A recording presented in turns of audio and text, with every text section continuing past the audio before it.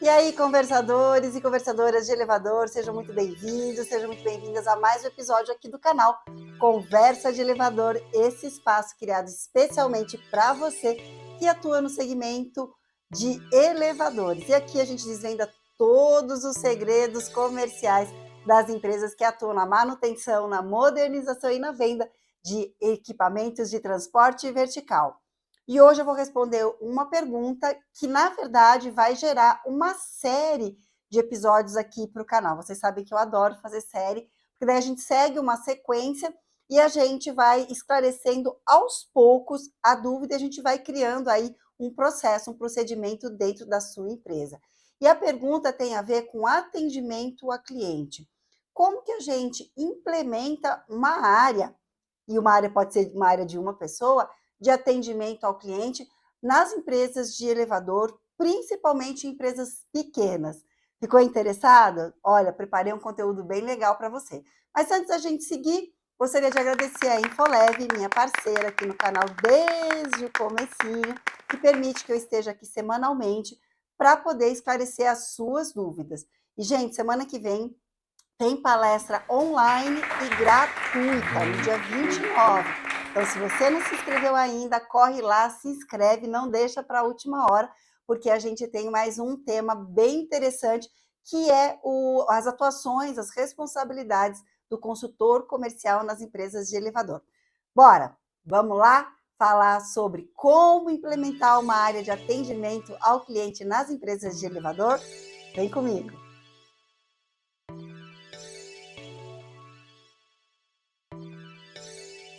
O tema desse episódio é atendimento ao cliente. Então vamos para a dúvida? Estou implantando uma área de atendimento ao cliente na minha empresa. Você poderia me dar algumas dicas? Lembrando que eu sou uma empresa de pequeno porte. Para responder a essa questão, eu separei a minha resposta em 4 tópicos, conforme você vai seguir aqui.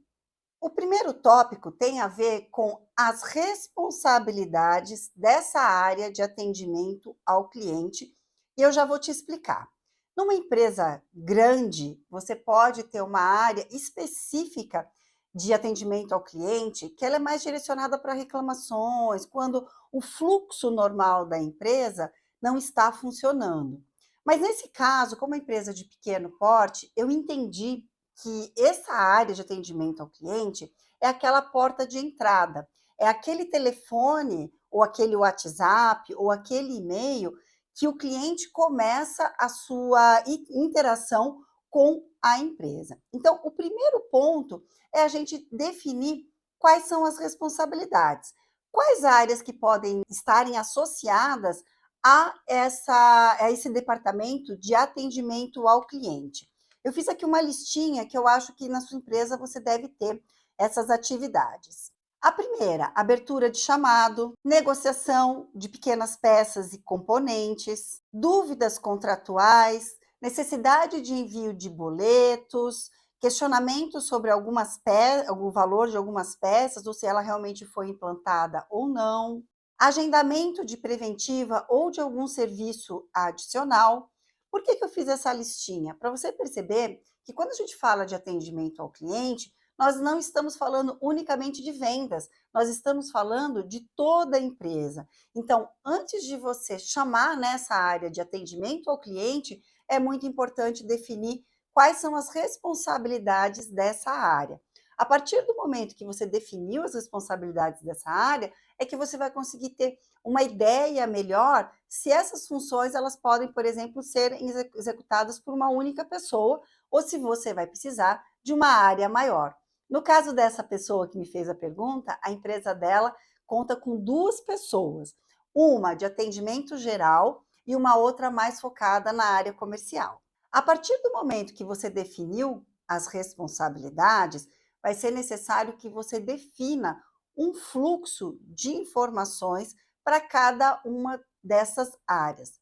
Lembrando que a central de atendimento ao cliente, ela é uma porta de entrada, mas nem sempre é ela que vai conseguir executar a atividade que o cliente está demandando. É como se fosse um ponto primeiro de contato do cliente. Então, eu vou pegar um exemplo só para a gente entender melhor. Vamos dizer que uma das responsabilidades dessa central de atendimento ao cliente seja a abertura de chamados. Então, você vai ter que definir como que é o fluxo, tanto das perguntas que o atendente vai fazer para o cliente, quanto como ele vai fazer depois para encaminhar essas informações. Então, vamos dar um exemplo que um cliente ligou na central e disse que o equipamento dele está parado. Primeira pergunta que quem está fazendo esse atendimento precisa fazer é qual o nome do condomínio, o endereço, até para verificar se esse cliente está na carteira ou não. Eu vejo que na maior parte das empresas tem clientes que ligam acreditando que essa empresa é a que está dando manutenção, principalmente se a sua empresa investe em anúncios no Google, porque daí a sua empresa fica lá em cima e muitas vezes o porteiro, o zelador é mais difícil, tá? Aqui em São Paulo, né? O zelador é responsável pelo condomínio todo e o porteiro fica na portaria. No Nordeste é o inverso, tá? Mas aquela pessoa que é responsável pela gestão do condomínio normalmente sabe quem é a empresa que faz a manutenção. Mas se é o porteiro que está abrindo um chamado, às vezes ele pode pegar ali no Google e pega a primeira empresa. Então, essa é a primeira parte que é fundamental. A próxima pergunta, claro, se tem passageiro preso ou não. E a partir dessa pergunta é que esse atendente vai precisar saber qual que é o fluxo de informação. Se tem um passageiro preso, qual que é a emergência, como que ele encontra um técnico para fazer esse atendimento e como ele encaminha. E a partir daí, qual que é o posicionamento que ele vai dar para o cliente. Se não é um passageiro preso, se é só um equipamento que está paralisado, o fluxo é outro. A gente precisa definir com clareza quais são esses próximos passos. Muitas vezes a gente fica mais focado ali como que o atendente vai se apresentar e a gente esquece dessa sequência que para ele, principalmente se não for do segmento de elevador, vai fazer muita diferença. Aí sim, a gente chega no terceiro tópico que sempre me pedem muito. Kátia, como que eu crio um script para que o meu atendente faça direitinho o atendimento? Primeiro que você vai ter que saber quais são essas possibilidades do cliente entrar em contato com a sua empresa. Esse script de abertura que vale para todas essas demandas é o mais simples. Normalmente a gente coloca o nome da empresa em primeiro lugar, para o cliente já saber para onde ele ligou. A gente faz uma curta apresentação e, na sequência, a gente faz uma saudação para perguntar em que posso ajudar. Então, esse é o script básico que vai facilitar para todas essas demandas. Para cada responsabilidade dessa central de atendimento, vai ter um script diferente. Um script para abertura de chamado, um script quando o cliente quer tirar dúvidas sobre contrato, um script que a gente vai criar para quando for para venda de peças. Então, a gente vai ter ali alguns scripts que a gente pode entregar ali para o atendente para ele saber mais ou menos como ele segue. Hoje nós já temos sistemas muito avançados em que, dependendo da demanda, e você já trabalha diretamente ali no computador, ele já te encaminha diretamente para esse script. Se a sua empresa é pequena e ainda não investiu nesse tipo de plataforma, de software, você pode criar sim e treinar o seu atendente em alguns exercícios para que ele tenha naturalidade de seguir com esses scripts. E por último, e super importante, que todo mundo esquece, é a gente começar a criar índices de qualidade para o atendimento ao cliente. O que seriam esses índices de qualidade? Você determinar tempos que são mínimos e máximos de resposta ao cliente. Então, quando a gente usava muito telefone, e na mesa de chamada a gente ainda usa, a gente precisa determinar quantos toques, no máximo, se precisa atender o telefone. Porque um cliente que está com o equipamento parado ou com o passageiro preso, ele tem pressa. Outro índice de qualidade muito importante. Se ficou uma pendência nessa ligação do cliente, quanto tempo o seu funcionário tem para dar uma resposta para o cliente. Na empresa em que eu trabalhei, a primeira resposta ela tinha que ser em até 24 horas. Então, vou dar um exemplo. Vamos dizer que o cliente ligou com dúvidas sobre algum componente, alguma peça que tinha ficado para ser aplicado e não foi.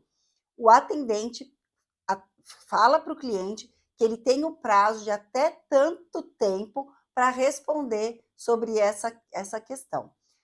E a partir do momento que você se comprometeu com o cliente em relação a esse tempo, ele vira regra.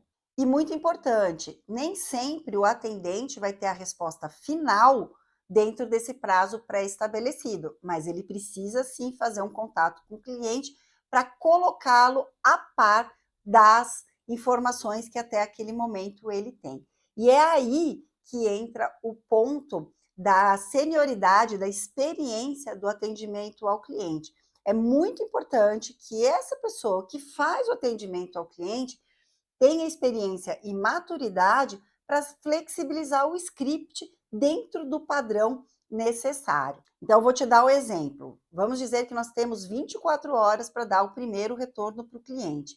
E naquelas 24 horas eu ainda não tenho a resposta final de quando aquele serviço vai ser executado. É o responsável pelo atendimento ao cliente, seguindo o fluxo de informações da empresa, ele vai criar uma narrativa para dar resposta para aquele cliente. Então, esse contato vai ser: meu cliente, eu ainda não tenho prazo final para execução, mas estou ligando para dizer que estou acompanhando esse caso, estou fazendo o possível para que seja instalado o mais rápido possível. O nosso próximo prazo de retorno é tanto, e aí a gente dá um próximo posicionamento para o cliente. Bom, a partir desses 4 pontos que eu passei nesse episódio para vocês, é que a gente vai começar a criar os conteúdos dos próximos episódios, entrando em cada um desses pontos com mais informação para você criar esse procedimento aí na sua empresa.